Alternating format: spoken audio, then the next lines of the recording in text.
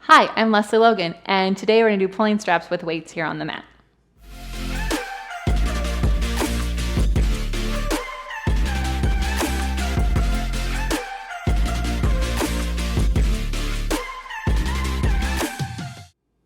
Pulling straps usually happens on the reformer, and it is an amazing exercise.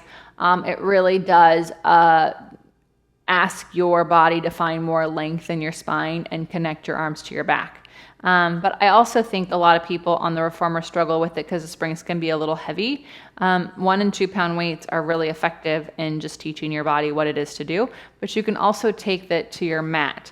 And so on the reformer, you do Swan generally before you do pulling straps, the way the order goes, and that's because the Swan really helps wake up the mid back. And on the mat, you do Swan.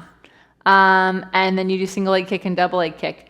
And single leg kick and double leg kick, the back connections that they have are similar to pulling straps 1 and 2. How cool is that? So I'm a total nerd, right? So if you think about your mat practice, you can do a little Swan and then you can add in your pulling straps.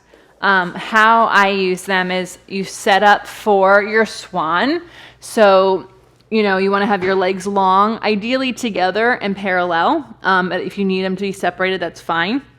But then instead of placing your hands flat for Swan, you take your weights underneath your shoulders. And now the key here is to have a long lower back. So I'm not going to let my booty pop up. I want my tailbone to be nice and long and my lower abdominals to be in. And then I lift my hands up off the mat. And then I reach the arms long behind me. And then when I bend my elbows, I'm lifting them so I can clear the mat.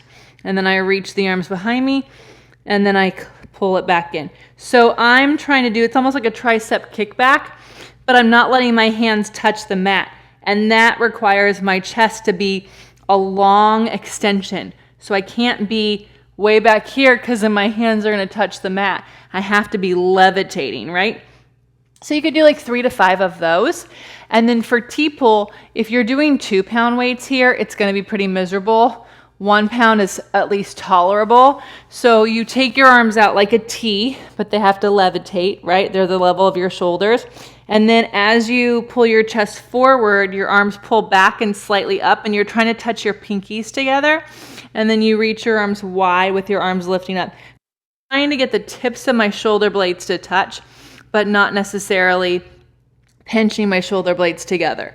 So you do like 3 to 5 of those, and then you can sit back, do a child's pose, and then ditch your weights and do some single leg kick and double leg kick and see how they change because your arms have a little bit more back connection, or do these on your reformer if using the straps is just too much for you today. You just never know where your body is, right? And the whole goal of pulling straps is to really train the arms to connect to the back.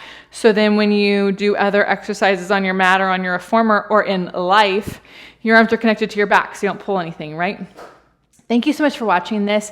If you want to share this with a friend, I'd be super, super grateful. And tell me in the comments what other exercise you would love tutorials on. Subscribe to your channel so you never miss anything from me, and I'll see you next time. Hi, I'm Meredith, and I'm one of the people creating onlinepilatesclasses.com.